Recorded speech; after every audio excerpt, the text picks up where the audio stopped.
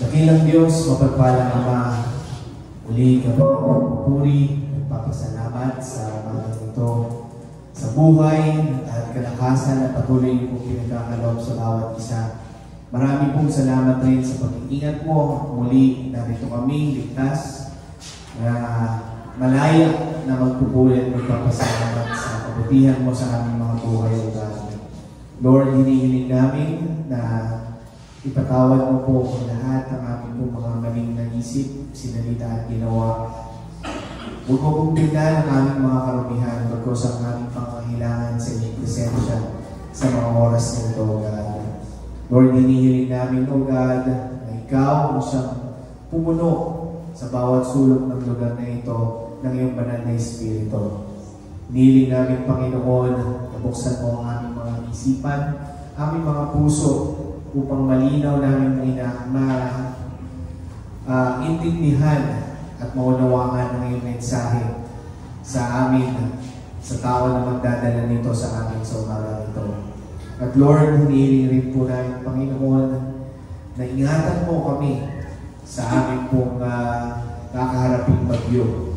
Hinihiling namin, Panginoon, ang iyong mapagpalang kamay na siyang mag-iingat sa bawat isa.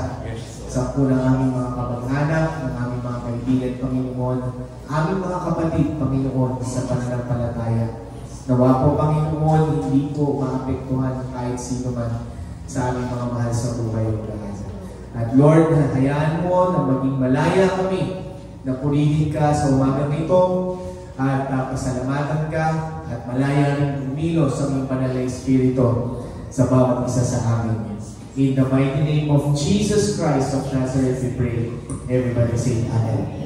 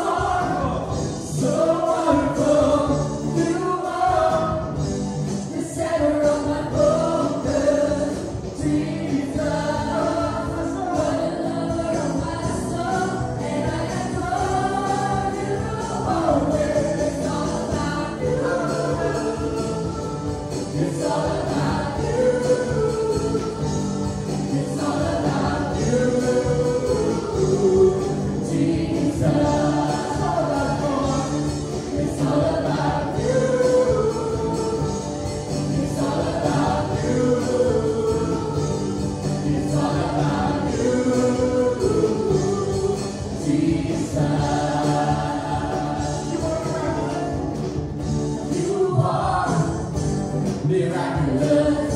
You are supernatural. You are the center of my focus. Jesus, you are all powerful. You are so wonderful. You are the center of my focus. Jesus.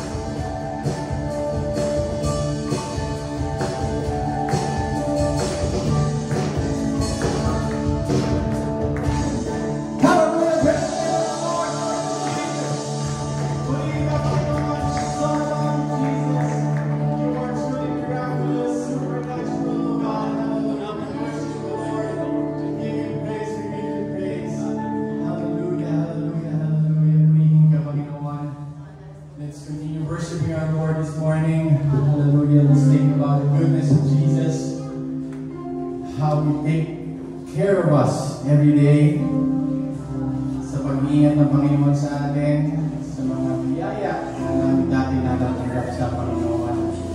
Tunay na walang karangkakang papuri at pagsamba ang nararapat sa ating Diyos. Kaya ngayong umaga, let's bring back to God what is due to Him. Siya lang ang tunay na dapat natin papurihan.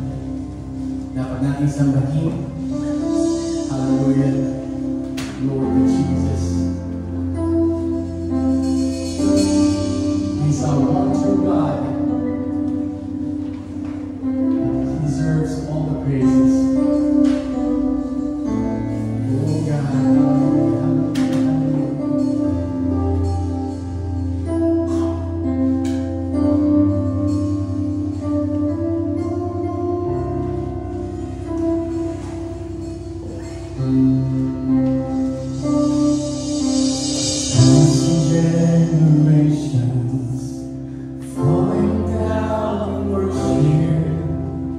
Sing song of ages to the Lamb,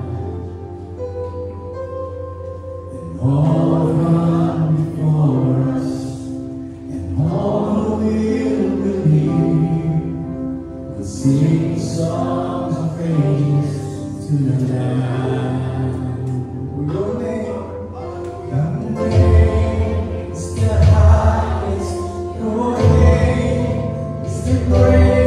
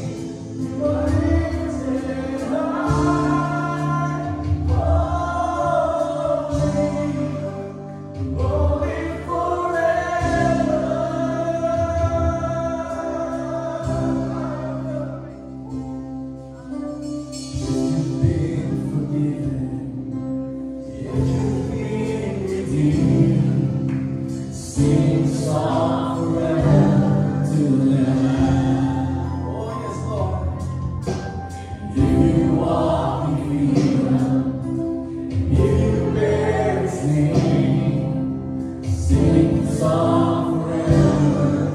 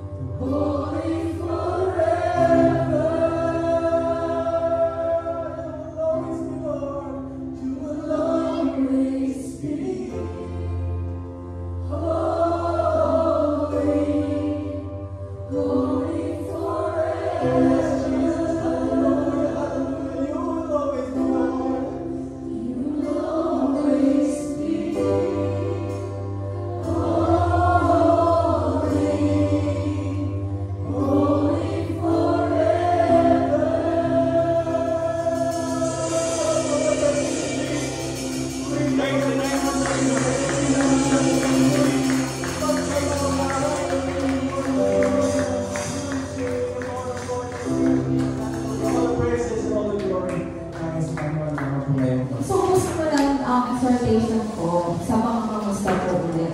Alam naman po natin nitong mga nakaraan, last month, bago matapos ang October, may eruption sa Taal. Neto, pagpasok ng November, sinalubong naman po tayo ng mga pag-ulan-ulan at mga bagyo. Ayos lang po ba tayong lahat? Amen! Praise the Lord! Thank you, Lord. Masarap po pakinggan na tayo dito ay ayos at safe. Dahil nga po yan sa grace ng ating Lord.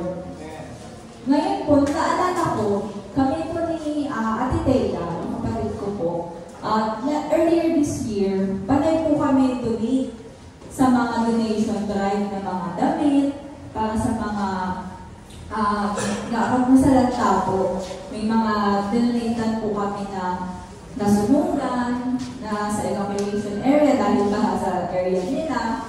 Tapos, November pa lang, may isang buwan na tayo ng 2025. Meron pa rin po mga parating na calamity na hindi pa rin tapos. Kung pala naisip-isip ko, wala na kami madodonate na damit ni Ate Taya. Parang naubos na earlier this year. So, paano po kaya ako ulit nakakatulong? Paano kami ulit? Kasi yun yung little way namin na kapatid ko po na pagtulong. Eh ngayon, isip-isip ko, wala na naman yung damitan namin. Parang sa amin na talaga yun. So parang, doon ko na-realize at napagtanto na palagi tayong tumutulong. Actually, tayo pong lahat. Dahil naririnig ko po kay Mami kapag sa prayer warrior, kung paano po nila ipagdasal ang Pilipinas, ang mundo po, sa lahat ng pangyayari. Kaya po, patuloy po natin ang pagdadasal para sa kaayusan at kaligtasan po ng bawat isa. Alam ko pong, may mga parte sa atin na hindi natin nararanasan kasi personal po, yung bagyong Tino. Sabi ko nga po sa papa ko kanina, hindi ko naramdaman yung bagyong Tino. Pero po yung best friend ko po na nasa Cebu, ramdam na ramdam po niya yung lindol sa Cebu, yung bagyong Tino. Supposedly po, mag-take siya ng nursing licensure exam. Sa saktong dumating si Tino. Tapos, na-cancel po yung licensure exam sa Visayas area. So, may mga tao man po na hindi nakakaranas o hindi ramdam. Pero yung thought po na may mga tao somewhere na nakakanasan yung hagupit, sila po talaga ang nangangailangan ng prayers natin. Amen. Ngayon po gusto ko po ipanalangin ang ginawa po natin po Let's close our eyes point to our Lord. Lord Jesus, maraming salamat po sa patuloy ninyong pagpapala sa amin. Maraming salamat po dahil binigyan niyo po kami ng pusong mapagbigay, ng mga kamay na gumagawa na walang sawang nagtatrabaho upang ibalik at ibalik sa inyo ang nararapat na sa inyo. Gamitin po ninyo ang aming mga offerings sa ikalalagupan ng inyong gawain. Pinagdarasal din po namin ang lahat ng tao na nakakaranas po ngayon sa iba't ibang parte ng Pilipinas o ng mundo ng kahirapan. I-extend po ninyo ang inyong kamay sa kanila, paramdam po ninyo ang grace nyo sa kanila. In Jesus' name, we pray. Amen. Ngayon po, dadako na po tayo sa pinakamahalagang parte ng ating gawain. Tinatawagan ko po si Brother Ro. Hallelujah, Lord. Ang mabanal sa langit, muli po Diyos, nandito po kami sa napakahalagang bahagi ng aming gawain na pinahanda namin. Una sa lahat, Panginoon, huwag mong pinang Diyos ang aming mga kakulangan, magpunta ka sa amin at mapatawad ka sa aming mga kasalanan. Ayan, Panginoon, na ang mensahe na pagsasaluhan namin, Panginoon, ay matuto kami at maging kalakasan sa aming pananampalataya. At dalangin po namin, Panginoon, ito siya maglangis sa iyong lingkod. At ayan, Panginoon, ang Banal na Espiritu, ang siyang manguna sa bawat isa sa amin. Ito po ang aming sa dalangin sa pangalan ng Kristo namin tagapagligtas. Amen. Purihin ng Panginoon mga pagtanggap at mga pagtutunan. Hallelujah. So, ang pag-usapan po natin ay pamagat sa lingkong ito na sinasabi, are you ready to share Jesus? Ayan po. Ang paghahanda ay napaka-importante sa lahat ng bagay. Kasi kung walang paghahanda, mga kapatid, sa bandang huli ay kabiguan ating mararanasan. Di ba, sa pag-aasawa, kailangan po ang kahandaan. Noong ako po ay nag-asawa, hindi po wala kaming paghahanda. Hindi po kami nakapaghanda talaga kasi pinikot po ako ng aming asawa. Joke lang. So, napakahalaga mga kapatid na paghahanda. Yung may-ari po na kumpanya na pinagtatrabaho ko mga kapatid, COC Conception, ang kanyang insurance plan mga kapatid. Kahit 3 weeks, siguro lahat ng insurance ang lutunan. So sa atin, halimbawa sa nagpapamilya, kung mayroon po tayong medyo nakakaagwanta tayo, una nating pinaghahanda mga kapatid yung pag-aaral ng ating mga anak. Okay? Kung mayroon tayong medyo sumusobra, kumukuha tayo ng tinatawag na educational plan. Ayan. Isa po paghahanda para sa pag-aaral ng mga bata. At mayroon tinatawag na health insurance. Ayan. Mayroon tinatawag na life plan. At kung medyo kinakapa mo ng sarili mo, ang huli mong kukunin ay burial plan. Ayan. Isa pong paghahanda mga kapatid sa buhay ng tao. Maganda ito, subalit ang mas maganda po ang paghahanda po natin kung paano po tayo makakapunta ng langit. Yun ang napakahalaga sa tao na maaari po natin paghandaan. Now, nandito tayo sa pamagat na handa ka na bang ibahagi si Jesus sa iba?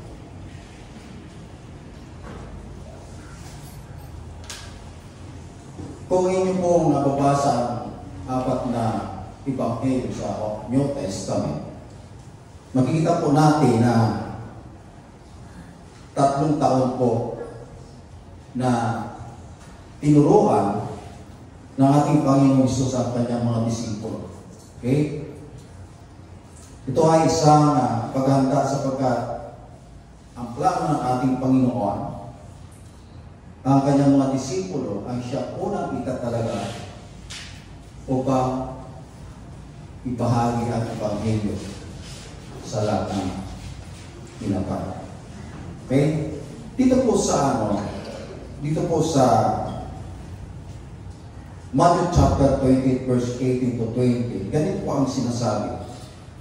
At lumapit si Jesus sa kanila at sila'y kanya kinausap na sinasabi, ang lahat ng kapamalaan sa langit at sa ibabaw ng lupa ay naibigay na sa akin. Dahil dito, magsiayon nga kayo at gawin ninyong mga alagad ang lahat ng mga bansa na sila'y inyong bautismuhan sa pangalan ng Ama at Anak at ng Espiritu Santo. Ito po ay isang utos sa ating Panginoon sa kanya mga disipulo bago po siya umakyat ng langit. At ito po ang task na ibinigay ng Panginoon sa kanyang mga apostol. At matatandaan po natin mga kapatid na magsimulang mangaral ang ating Panginoong Jesucristo tungkol sa kaharian ng Diyos. Kasabay po nito, pumili po siya ng kanyang mga apostol.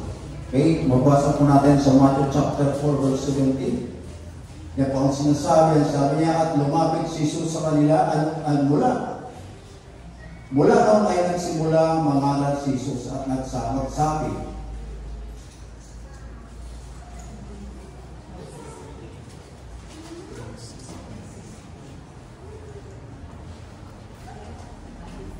Verse 17 to 21. Yan ba yan? Okay, mula noon ay nagpasimula mangaral si Jesus at magsabi, magsisi kayo sapagkat malapit ang kaharian ng langit. At sa paglalakad niya sa tabi ng dagat sa Galilea, ay nakita niya ang 2 magkapatid, si Simon at tinawag na Pedro, si Andres na kanyang kapatid na hinihulog ang isang lambat sa dagat sapagkat sila'y mga mamalakad. At sinabi niya sa kanila, magsisunod kayo sa hulan ko at gagawin ko kayo mga mamalakay. At pagdakay, iniwan nila ang mga lambat at nagsisunod sa kanya. At paglakad sa dako roon, ay nakita niyang dalawa pang magkapatid, si Santiago, na anak ni Zebedeo, at ang kanyang kapatid na si Juan. At sa daong nakasama ni Zebedeo na kanilang ama na nagsipag, hayuma ng kanilang mga lambat at sila ay kanyang tinawag.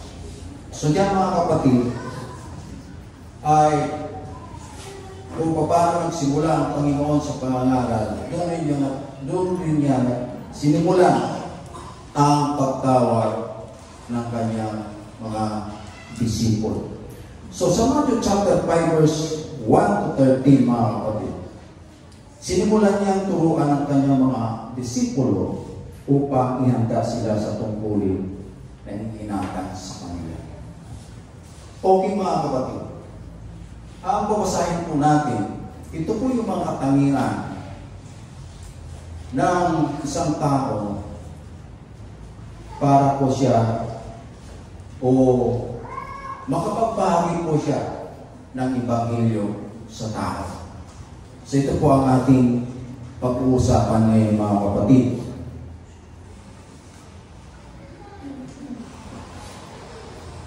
Matthew chapter 5 verse 1 to 13. So isa-isahin po natin. Ang sabi niya, verse 1, At pagkakita sa mga karamihan ay umahon siya sa bundok. At pagkaupo niya ay nagsilapit sa kanyang mga alagad. At ibinuka niya kanyang bibig at tinuruan sila na sinabi. Verse 3, mapalad ang mga mapagkumbabang loob sapagkat sa kanila ang kaharian ng langit. So napaka-importante mga kapatid. Sa isang lingkod ng Panginoon, yung magpapakubabang loob. Kahapon mga kapatid, nanood po ako ng seremonya ng White Pope ni John at sa kanyang panunumpa bilang nurse.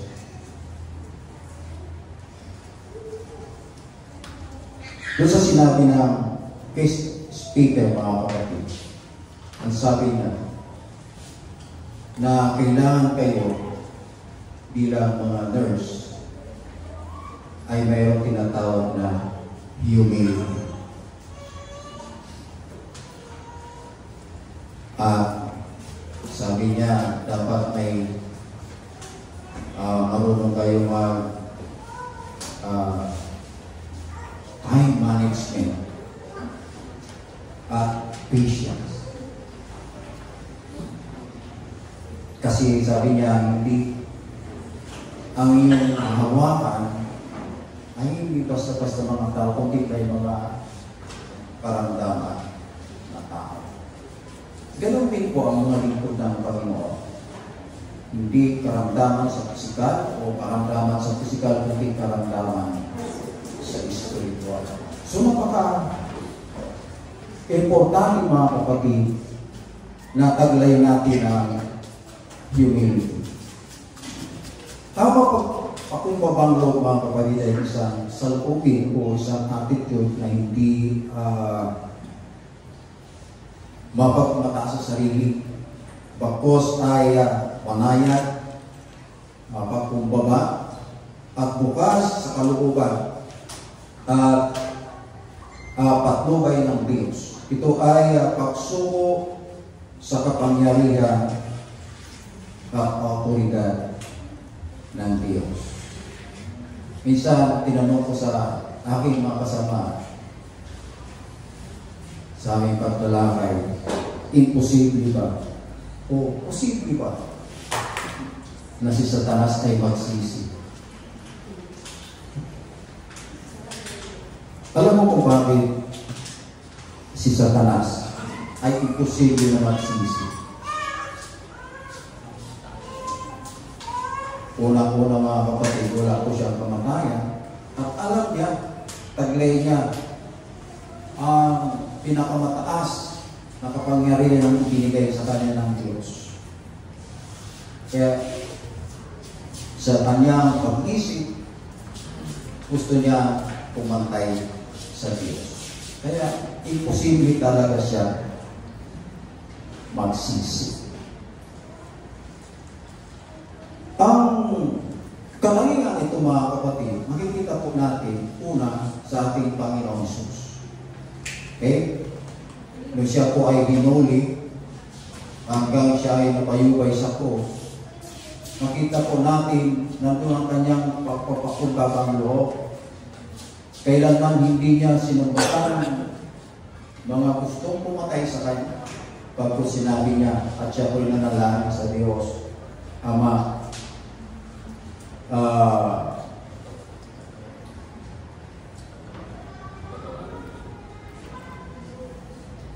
anong tawag doon?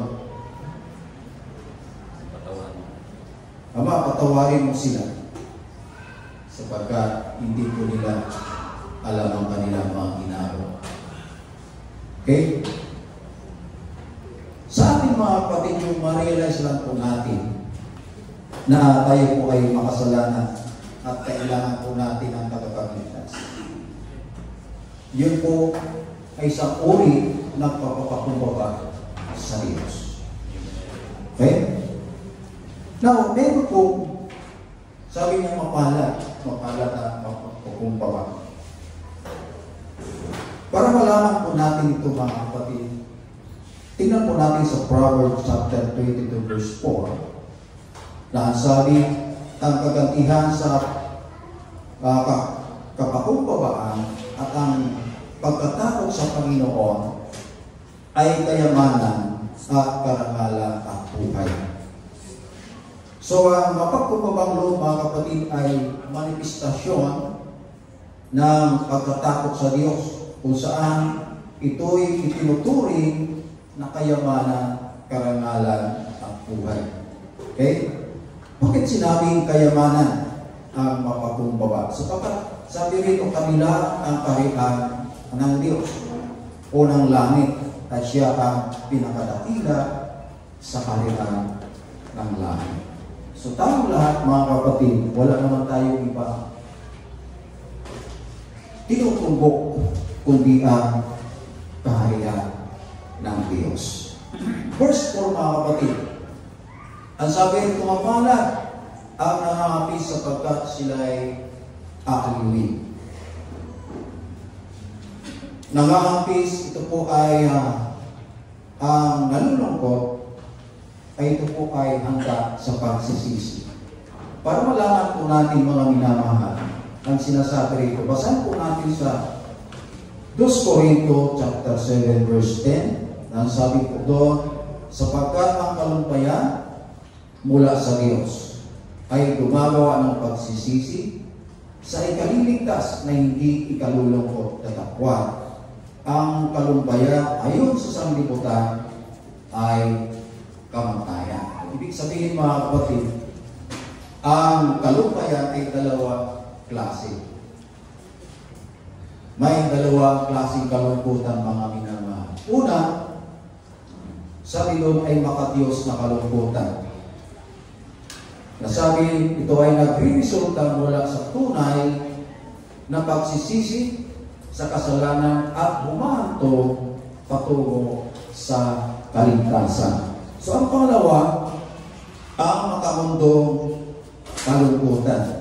Ano naman ang ibig sabihin ito mga kapatid? Ang makamundong kalungkutan, ito po'y nagsisimula sa mga makasariling alalahanin tulad ng pagkawala ng mga makamundong bagay at ito ay humahantong sa physical o spiritual na kamatayan.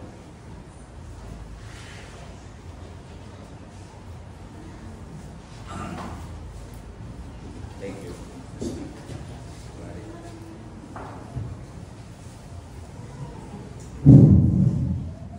Salamat. So yung pangalawa, ulitin ko mga kapatid, ang makamundong kalungkutan ay nagsisimula sa mga makasariling alalahanin tulad ng pagkawala ng mga makamundong bagay, katulad ng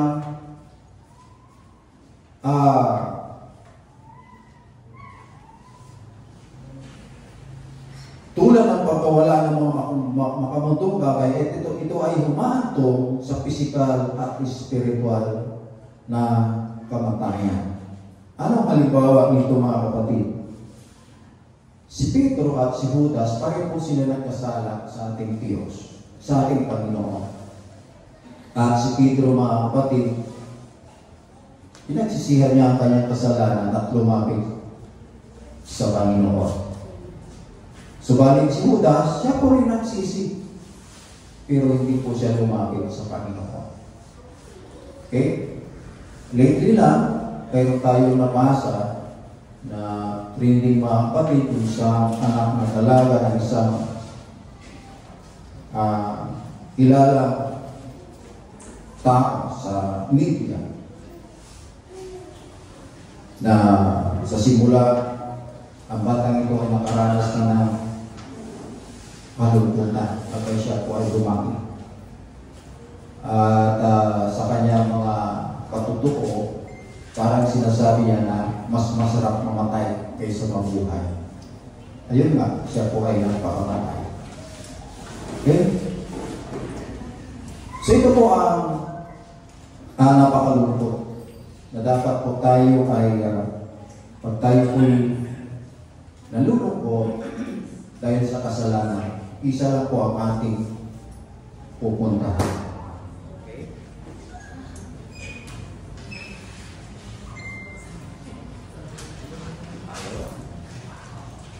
Purihin ang Panginoon. Verse 5 mga kapatid. At sabi nito, mapalad ang maamo sapagkat mamanahin nila ang lupa. Maamo. Ang salitang Griego para sa maamo mga kapatid ay tinatawag na pratos. Ito ay naglalarawan sa isang makapangyarihang kabayo na sinanay na magpasakop sa kalooban ng kanyang amo. Okay? Ito ay tungkol sa pagkaroon ng lakas at kapangyarihan ng isang kabayo. Ngunit yung kabayo na yon, natuto po siya magpigil at sumunod sa kanyang amo. Okay? Hindi kagaya ng tao mga kapatid pag binigyan ng kapangyarihan ng Diyos. Kasi wala namang kapangyarihan dito sa ibabaw ng lupa kung hindi ang Diyos ang nagkaloob. Di na tayo malayo sa mga politiko. Sa kumpanya, maririnig po natin, sila ay mga servant. People servant. Pag sila po'y nakaupo na, tayo na ang servant. Hindi na siya. Tayo na yung naglilingkod sa Kanya. Bakit? Kasi nasa kapangyarihan na siya. At lingkod sa ating lahat mga kapatid, rampant yan ngayon. Okay? So, sa atin, binigyan rin tayo ng kapangyarihan para ibahagi ang Ebanghelyo ng ating Panginoon. So, ang kaamuan mga kapatid ay nasasangkot ang pagpapakumbaba at kahandaang pasakop sa autoridad ng Diyos na nagpapahintulot sa isang tao na isang tabi mga kapatid ang kanilang sariling mga karapatan, pagnanais para mamayanin ang kalooban ng Diyos. Ito ay kabaliktaran ng pagiging mapagmataas, mayabang at agresibo. Ang mga may kapangyarihan pala mga kapatid, agresibo talaga sila. Batikusin mo sila. Pag minalas-malas ka, ididimanda kanila ng tawag dito, live. Kung ito wala kang pera, tatahimik ka na lang. Okay? So, ang mga kapatid ay banayad at makiisin, lalo na kapag naharap sa isang hindi patas na sitwasyon o pagmamaltrato. Dahil nagtitiwala sila sa Diyos na magdidirikta ng mga magagandang resulta. Sila ay mabagal sa pagkagalit at mabilis na makinig na tinatanggap ang salita ng Diyos na may pagpapakumbaba. Okay? Number 6, mga kapatid, verse 6, ang sabi po rito, mapalad ang nagugutom at mga uhaw sa katwiran sapagkat sila'y pupusugin. Okay, medyo may malalim na kahulugan ito mga kapatid. Ang talatang ito ay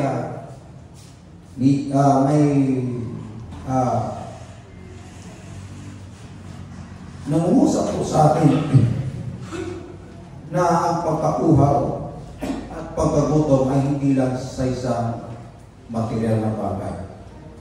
So, ang salitang gutom at uhaw mga kapatid ay nagpapahiwatig ng isang desperado at malalim na pagnanasa o isang panandalian o mababaw na gusto. Alam niyo mga minamahal, kung ikukumpara po natin yung uhaw sa kagutom, yung gutom matitiis po natin kahit hindi po tayo kumain ng 4 na araw. Pero yung uhaw, 24 hours, di mo matitiis na hindi ka iinom. At naranasan po yan mga minamahal na tayo po ay nakapag-fasting pa. Okay? Noong nakakapag-fasting pa ang iyong lingkod, mga kapatid, una, talaga struggle ako mga kapatid sa tubig. Tubig. Kung wala talaga patnubay ng Diyos, talaga hindi mo matatagalan na hindi ka iinom. By the way, ang fasting mga kapatid, huwag po kayo magpa-fasting kung kayo po may balak na mag-fasting ng 1 day, 2 days.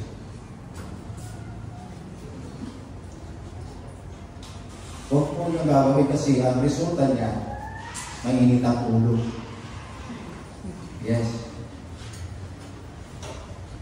Mayroon kasi natin nag-advise, sabi kapatid, dapat pinaka-minimum na praying fasting 3 days.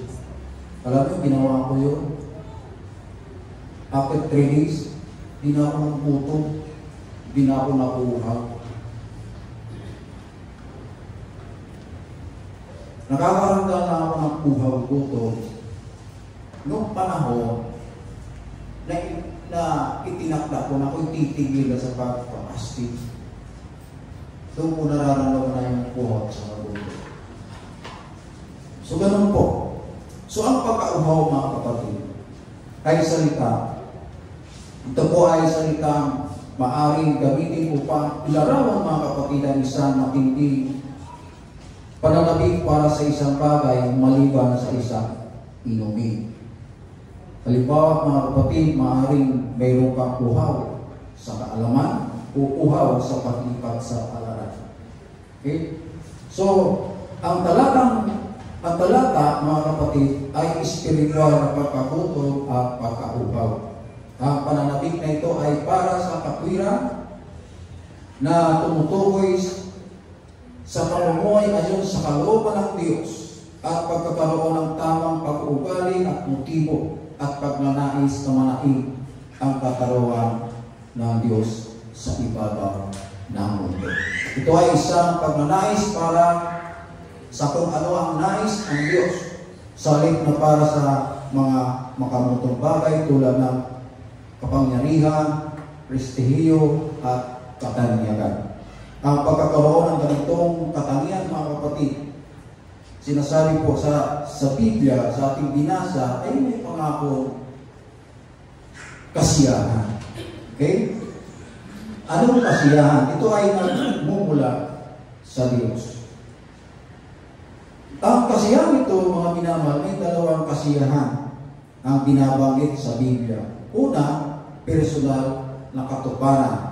Ang mga nagtitiwala kay Jesus mga kapatid ay ipapahayag na matuwid at iniligtas ng Diyos. Sabi po sa Revelation chapter 7 verse 16, sila ay hindi magugutom pa, ni mauuhaw pa, paman ni hindi na sila tatamaan ng araw hingin ito. Pangalawa, ito ay ang katuparan ng kaharian. Ang mga nagnanais ng katwiran ay masisiyan dahil sa wakas mga kapatid ay wawakasan ng kaharian ng Diyos ang kalikuan. So yun lang ang ating pag-asa mga kapatid. Pag nasa kaharian ng Diyos, sapagkat doon wala na pong kalikuan. In verse 7 mga kapatid, sabi ito, mapalad ang mga bagay sapagkat sila'y kahabagan.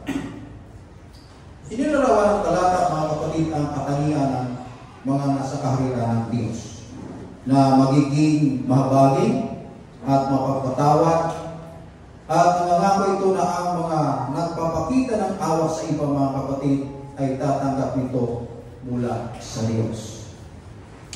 Ano po yung pagkakaiba ng mercy and grace, mga kapatid? So, ang grace ay hindi nararapat na pabor na ibinibigay sa hindi karapat-dapat.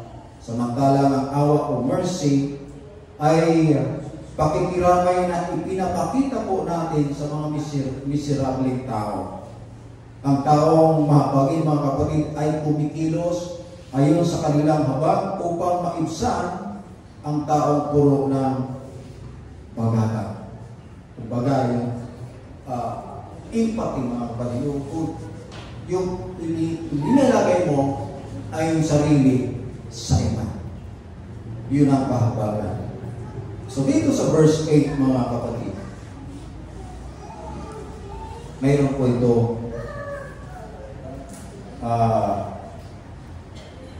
ibang bagay na hindi sabihin. Sabi po rito, verse 8, mapalad ang may malinis na puso sapagkat makikita nila ang Diyos. Malinis na puso, your heart, sabi. Ang katigasayan ng puso, mga kapatid, ay hindi lamang tungkol sa panglabas na mga pagkilos, kundi tungkol sa isang malinis na panloob na buhay na walang masamang motibo, pagnanasa at maruming pag-iisip. Okay? Ang salitang dalisay sa salitang Griego, mga kapatid, ay kakaros. Okay? Nangangulugan ito ng malinaw, malinis, at taos-puso. Tumutukoy nito, mga kapatid, ang walang halo. Hindi katulad ng pinaghalong hindi tapat na motibo o magkasalungat na pagnanasa. Hindi pinaghalong mabuti at masama o pinaghalong kabanalan at kasalanan. Minsan kasi, mga kapatid, yung kasalanan at kabanalan, pinag-inikos-nikos natin. Okay? Ibig sabihin, hindi nahati ang devotion sa Diyos. Inilarawan ito ang iisa, hindi natitinag na pangako sa Diyos. Hindi yung tapat sa Diyos, tapat ka rin sa ibang bagay katulad na makamundong pagnanasa at kayamanan. Ayon sa Mateo chapter 6 verse 24, ang sabi po rito, sino may hindi makapaglilingkod sa dalawang Panginoon? Hindi ka maaaring sumamba sa dalawang Diyos ng sabay-sabay. Okay? Gusto ng Diyos, mga kapatid, ang pusong hindi nahahati. Sabi ng awitin, a heart that's undivided. Yan. Okay? Medyo lumis tayo konti, mga kapatid. At alam ko na related dito sa ating pag-uusapan. Naalala ko kasi ang salita lukewarm. Maliganda. Ang salitang lukewarm, mga kapatid, na pinaratan ng Panginoon sa mga Laodicean Church. Sa Revelation chapter 3 verse 15 to 16, ganito po ang sinasabi. I know your deed, that you are neither cold nor hot. I wish you were either one or the other. So because you are lukewarm, neither hot or cold, I am about to spit you out of my mouth. Ang talatang ito, mga kapatid, hindi kasing hulugan ng tinutukoy sa Matthew chapter 6 verse 24 na sino ay hindi makakapag-lingkod sa dalawa Panginoon. Okay? Nung sinabi ng ating Panginoon sa mga Laodicean na ikaw ay hindi malamig o mainit,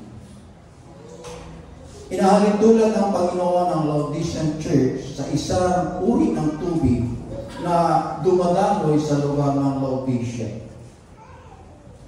Kasi ayon sa history, mga minamahal, ang lugar ng Laodicea mayroong dalawang source ng tubig. Okay? Mainit na tubig at malamig na tubig. Ang mainit na tubig, mga kapatid, ay nanggagaling sa Hierapolis, kung saan ang tubig na ito ay ginagamit nila bilang inumin at pampaligo. So yung malamig na tubig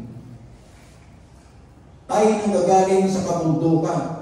Ito yung ginagamit nila na pampapresko tuwing tag-init.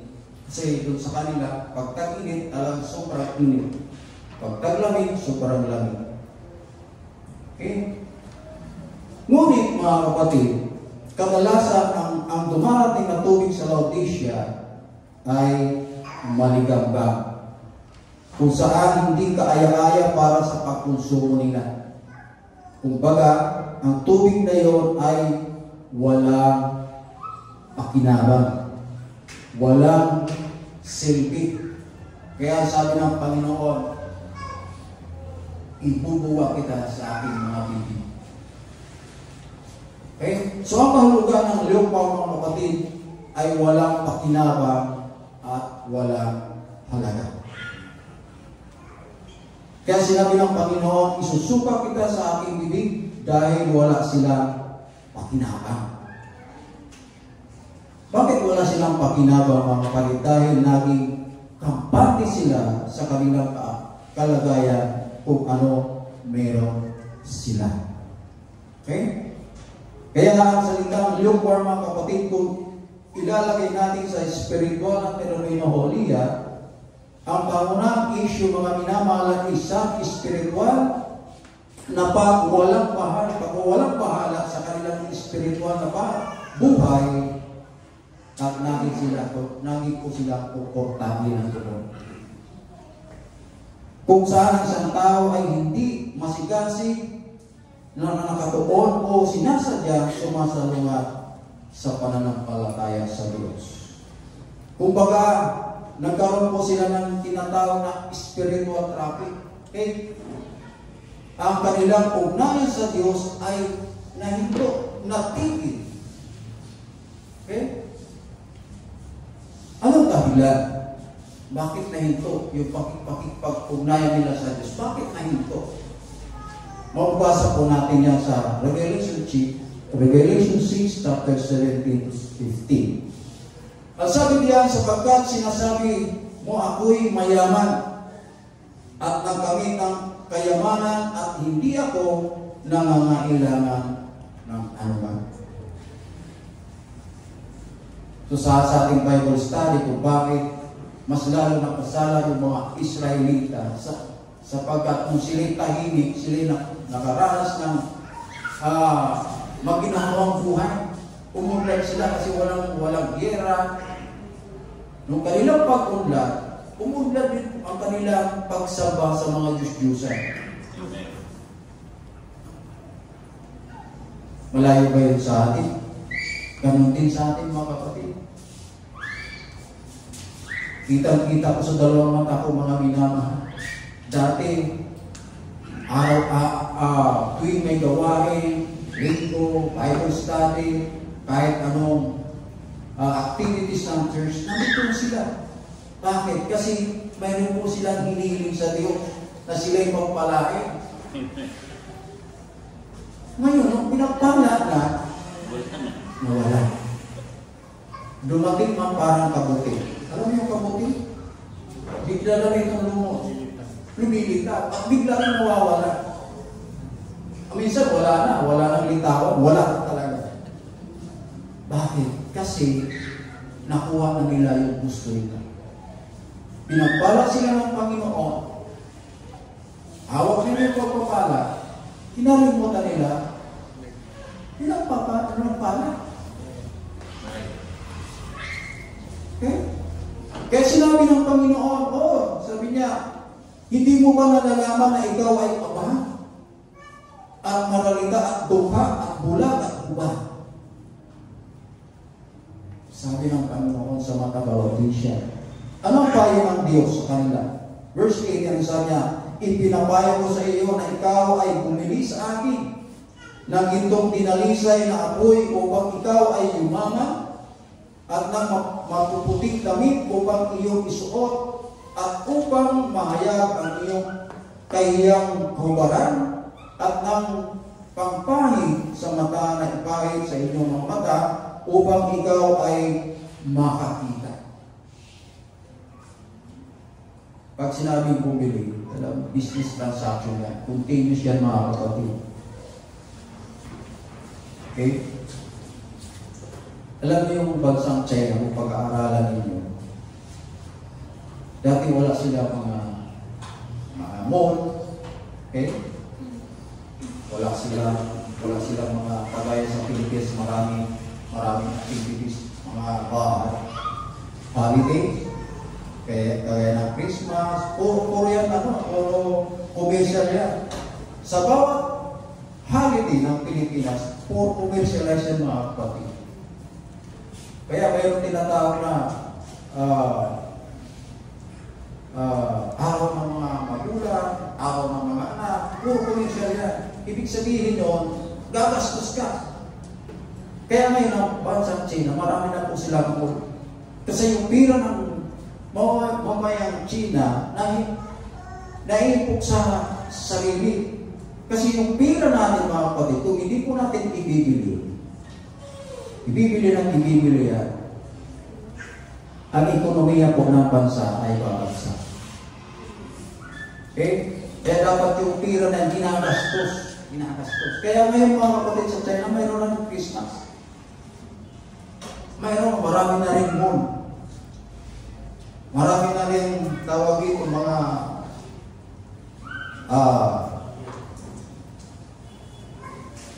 fast food. Okay? Dito sa atin, magkaroon ng konting pera, nasa Jollibee na eh.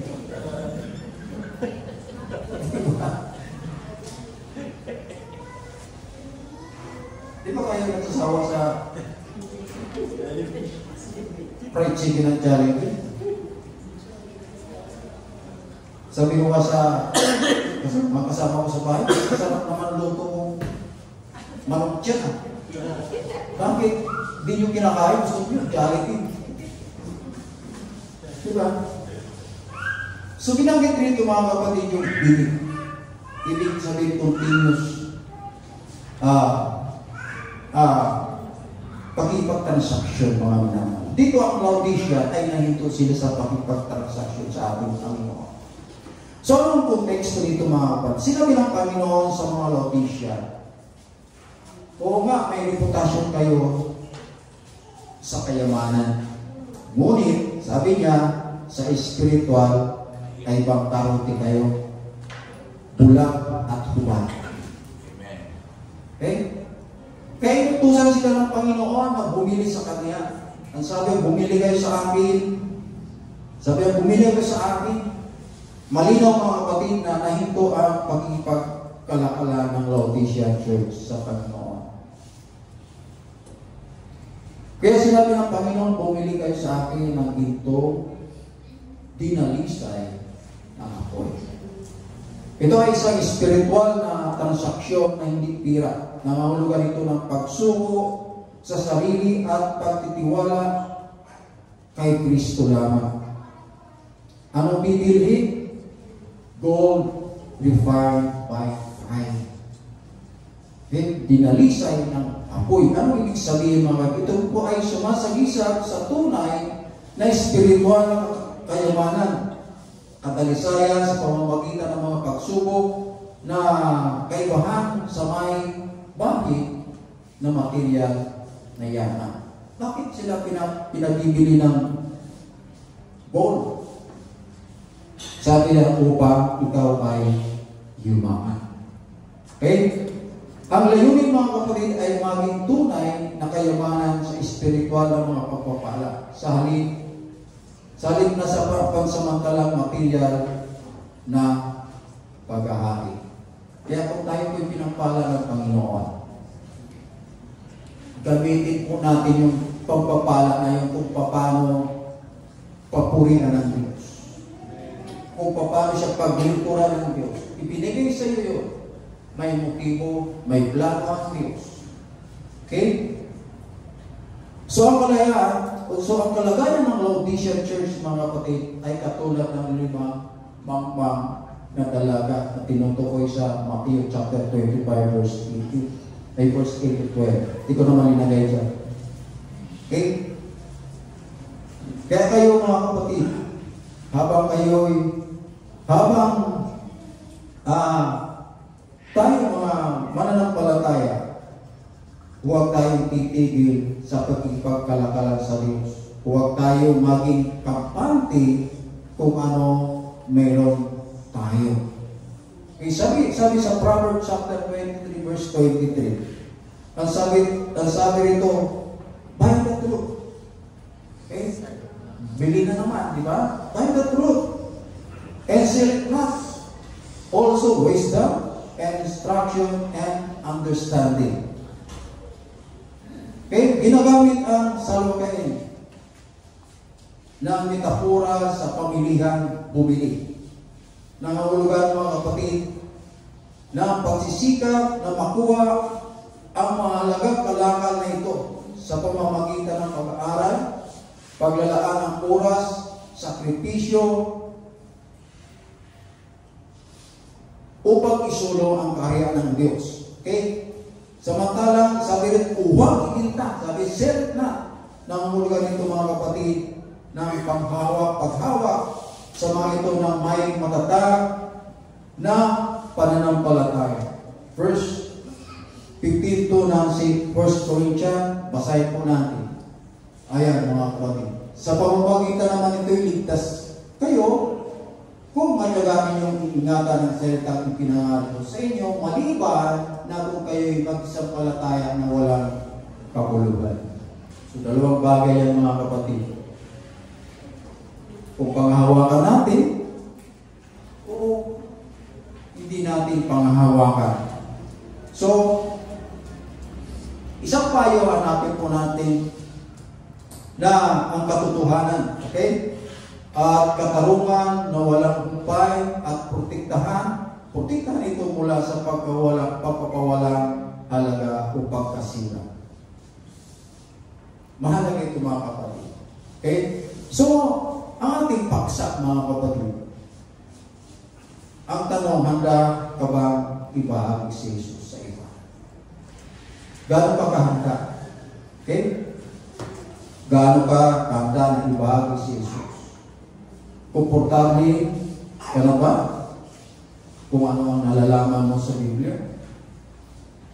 Okay? May sinasabi sa 2 Timothy chapter 3 verse 7. Ang sabi rito, always learning and never able to come to the knowledge of truth. So verse 9, the measure thereof is longer than the earth and broader than the sea. Kung ang mga bagay ng Diyos, mga kapatid, ay kasing haba ng lupa at kasing luwag ng dagat, paano mo siya masusupungan kung titigil ka sa pagsasaliksik at paghahanap ng katotohanan? Noong 18th century, mga kapatid, ang mga Amerikano, nawili po sila magmina ng sarili ng langis. So may isang grupo na naghukay hanggang na lumalim ang kanilang hinukay na wala silang nakitang langis. Ang ginawa, iniwanan nila yung kanilang hinukay. Inabato nila. So may isang grupo na dumating na nakita yung hinukay na yun. So yung pangalawang grupo, siguro na to sapagkat hindi na sila makukay ng matagal. Nung hinukay nila, wala pang kalating oras, pumulok na yung langis. Kaya minsan tayo naiinit. Opo, tayo mainit. Doon pa rin sa Proverbs chapter 23 verse 20, sabi, hindi lamang bilhin natin ang katotohanan. Dapat po namin bilhin kasama karunungan, ang turo, at ang pag-unawa, understanding. Ibig sabihin, patuloy mga kapatid tayo ang sasaliksik at paghahanap ng katotohanan, ng turo, at ng kaunawaan, kahulungan na galing sa Diyos. Kasi kung ibabahagi po natin si Jesus sa iba, hindi po tayo mahihiya. Kung may mga katanungan, ay babato po sa atin. Ang sasagot po natin sila. Hindi po tayo mahihiya. Okay? So verse 9, tuloy po natin.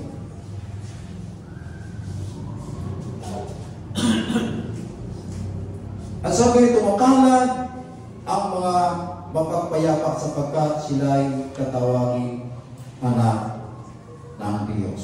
Peacemaker. Ayan, sabi dyan. Ito ay hindi tungkol sa passive o posibong pag-iwas sa away o sa lumatan. Ngunit paggawa ng mga aktibong hakbang upang itaguyod ang pagkakaisa at ibalik ang mga relasyon sa pamamagitan ng mga gawa ng pagmamahal at pagpapatawad.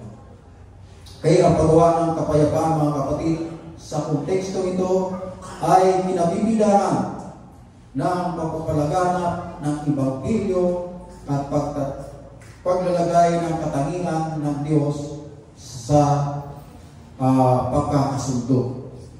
At pansinin po natin na nauna po ang kadalisayan ng puso sa kapayapaan. Okay, bakit? Sapagat ang talata, mga kapatid, ay sumusunod sa kapurihan para sa kadalisayan ng puso na nagmumungkay, mga kapatid, na ang paggawa ng kapayapaan ay nagmumula sa pagloob na kadalisayan at pananampalataya sa halip na itong pormiso po natin ang kasamaan. Sa makatuwid, mga kapatid, bawal ang awayan sa gitna ng lingkod ni Kristo. Sabi sa 2 Timothy chapter 2 verse 24, ang alipin ng Panginoon ay hindi nararapat na makipagtalo kundi maamo sa lahat, sapat na makapagturo at matiisin. So ang hindi pagkasundo, mga kapatid, alam po natin, ang hindi nagkakasundo na mga kapatid kay Kristo, ito po ay balaki sa pagpapalagayan ng Ebanghelyo ng ating Panginoon. Okay? At naranasan natin yan. Diba? Nasa na? Patuloy ng Panginoon. Ang Diyos ay hindi po nagpapabaya. Amen. Yan po ang ating palaging pagkakatatandaan. Kung tayo po ay magpapatuloy na maglingkod po sa Kanya, hindi po tayo pababayaan ng mga kapatid. So verse 10 hanggang 11, mga kapatid. Ang sabi rito, mapalad ang mga pinag-uusig dahil sa katwiran, sapagkat sa kanila ang kaharian ng langit. Mapapalad kayo pagka kayo'y inalimura, at kayo'y pinag-uusig, at kayo'y pinag-iwikaan ng sari-saring masama na pawag kasinungalingan dahil sa akin. So, kapag tagay natin ang pangalan ni Jesus, mga kapatid, tanggapin po natin na magdaranas po tayo ng pag-uusig. Okay? Matthew chapter 10 verse 20, ang sabi, at kayo'y kapuputan ng lahat ng mga tao dahil sa aking pangalan na tapat ang magtitiis hanggang sa wakas ay siya maliligtas. Okay? Nandun talaga ang pagtitiis. Now, ang mananampalataya, mga kapatid, ay dumaranas ng oposisyon. Pag-usig para sa pamumuhay ng isang mabuhay na buhay ay pagpapalain, at ang pinakahuling gantimpala ay ang kaharian ng Diyos. Okay? Pinangako ng ating Panginoon na. Subalit, may reminder ako sa inyo, mga kapatid. Ang talatang ito ay hindi pangako para sa lahat ng pinag-uusig. Alam mo yun? Kung babasahin po natin ng mabuti mga kapatid ang teksto, ang talatang ito ay napaka specific kapatid sa pangako ng pagpapala. Ito ay isang pangako ng pagpapala para sa mga pinuusig para sa kapakanan ng katwiran. Okay? Nakuha niyo mga kapatid? Ngayon, baka naman nakakaranas ka ng pag-uusig dahil sa sarili mong katanahan at kapalpakan. Sorry for the word mga kapatid.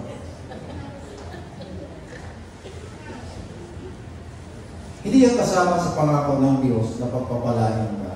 Amen. For sure mga kapatid. Pinagbabato ka ng kapitbahay, pinag-usig ka ng kapitbahay. Bakit? Kasi chismosa ka, chismoso ka. Pinagchichismos mo ang kapitbahay, kaya pinagbabato ka. Di ba?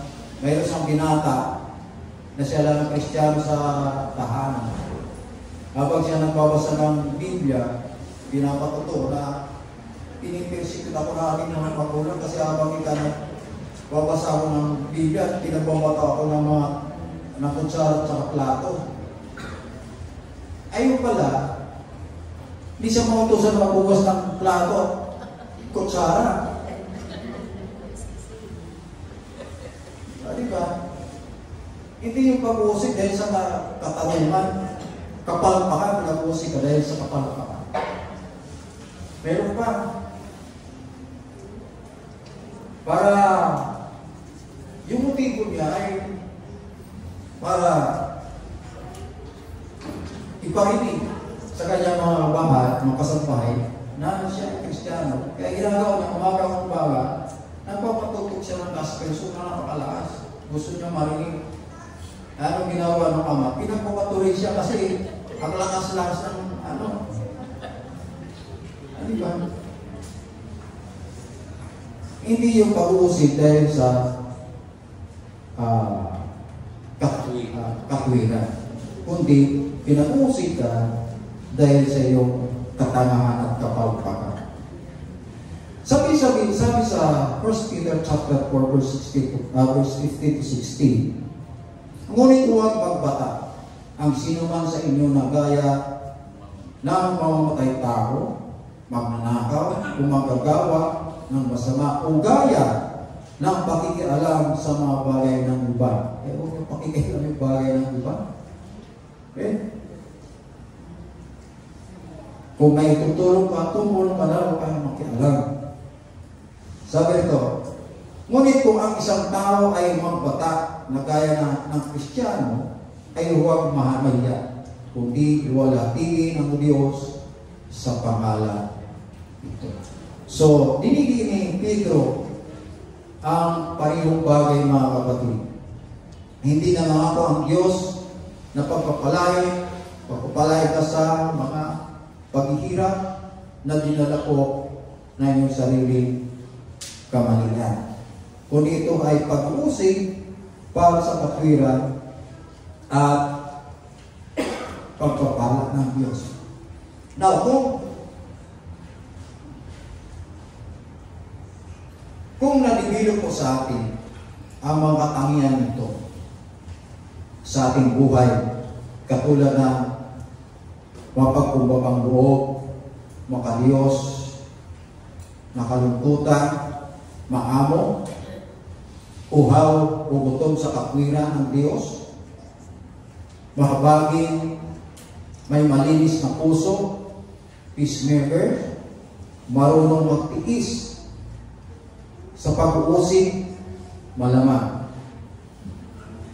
na handa ka na ibahagi si Jesus sa iyo. Amen. Okay?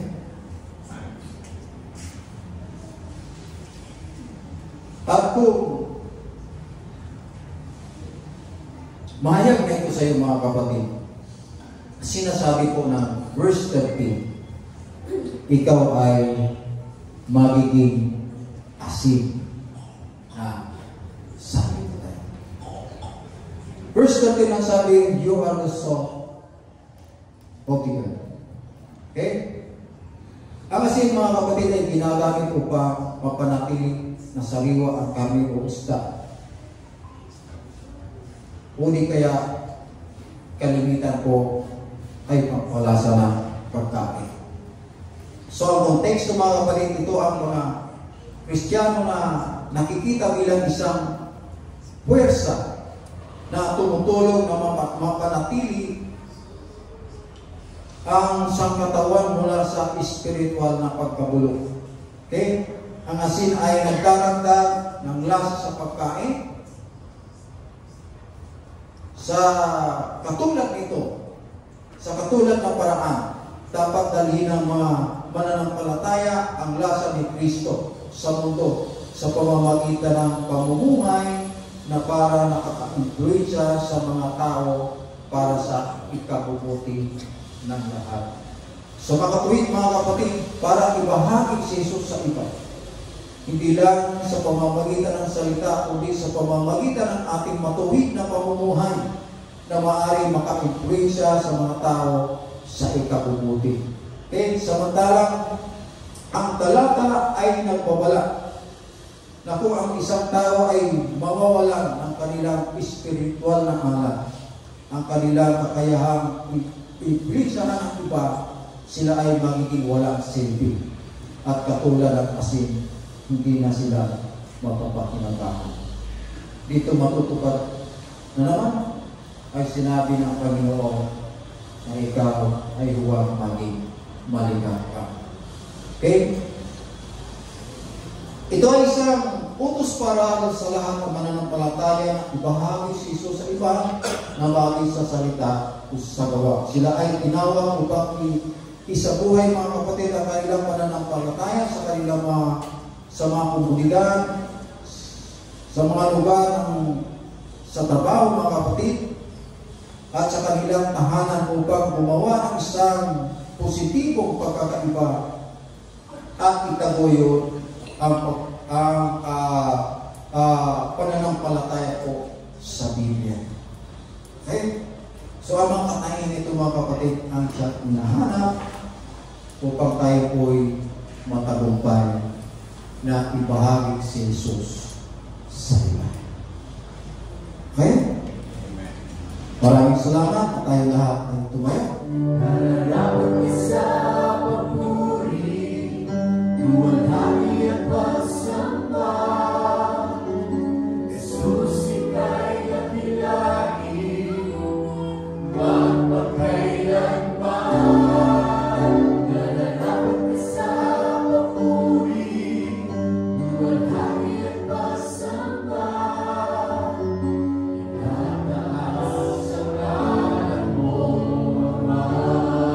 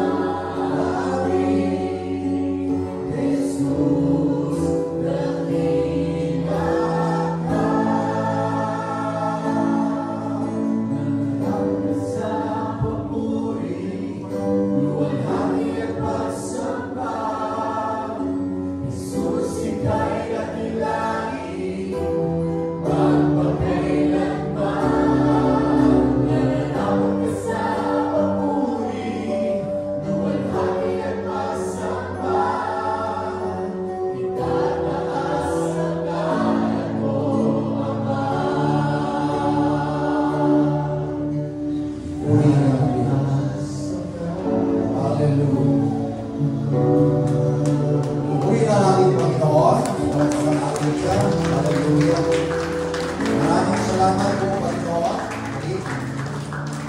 Sa iyo mga mensahe sa amin. Panginoon, dalangin po namin na tulungan po kami na may sa buhay namin, Panginoon, ang mga katangian na ibig mo para sa amin. At salamat din, Panginoon, sa araw na ito na kami po'y muling nakabahagi sa pagtitigong ito, O Diyos. At dalangin po namin sa mga susunod, muling makadalhin sa lugar na ito na dala ang aming tagumpay na nagkagaling sa iyo, na ikaw lang, Panginoon, ang dapat itaas at papapurihan magpakailanman. Maraming salamat, Panginoon, at sa aming paghiwa-hiwalay, muli, ingatan mo po kami, ligtas mo po kami, dalhin sa aming mga pakanan. Ito po ang aming samot dalangin, sa pangalan ni Kristo namin tagapagligtas. Everybody say Amen. Tapos po natin ang mga kamay, patapos-tapos yung mga kapit, paalangan, nawang sa Espiritu ang siyang laging sumainyo. Tapos na po ang gawain, tayo po.